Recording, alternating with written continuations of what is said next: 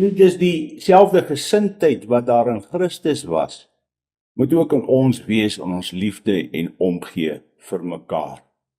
Ja, apostel Paulus vermaan ons daar in Filippense 2, dat die een die ander hoër moet ag as homself. En die gevolg is dan, dat ons mekaar in gelyke mate ag. Die oproep is, kom laat ons ag gee op mekaar. Kom laat ons vir mekaar omgee. Geliefdes, in die kerk van die Here Jesus mag daar nie iets wees so selfsug en eie geregtigheid en twis nie. Ons mag nie elkeen net na sy eie belange omsien nie, maar ook na die belange van ons medebroers en susters. Die motivering hiervoor is Christus self. Toe Christus homself verneder het om mens te word, om vir ons sondes te kom betaal, het hy ook vir ons die voorbeeld kom stel van die grootste onbaatsigtigheid. En daardie gesindheid moet ook in ons wees. Ons lees daar in Hebreërs 10 vers 22 tot 24. Laat ons toetree met 'n waaragtige hart in volle geloofsversekerheid en harte deur besprenkeling gereinig van 'n slegte gewete en die liggaam gewas met rein water. Laat ons die belydenis van die hoop onwankelbaar vashou, want hulle wat dit beloof het, is getrou. En laat ons dit op mekaar ag gee om tot liefde en goeie werke aan te spoor. Let daarop dat hierdie 3 verse begin met die woorde laat ons.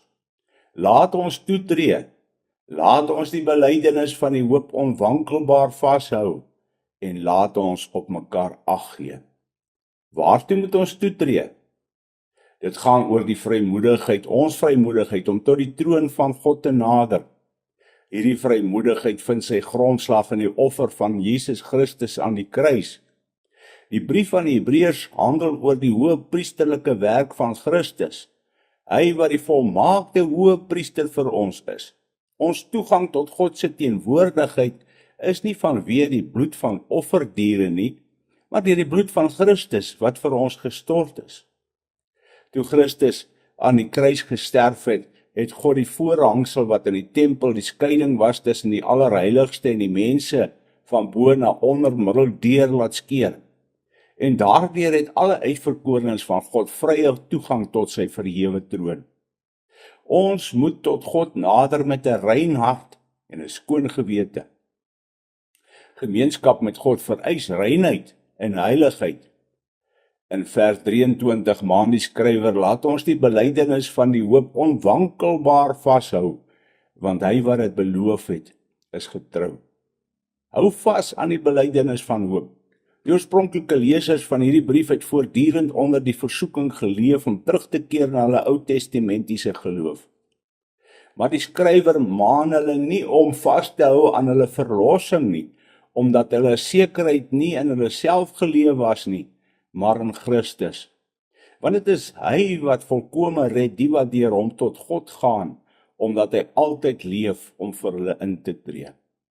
Die gelowiges word dus nie maar net op die pad van saligheid geplaas en dan in hulle lot oorgelaat nie. Die gelowige het 'n groot priester oor die huis van God.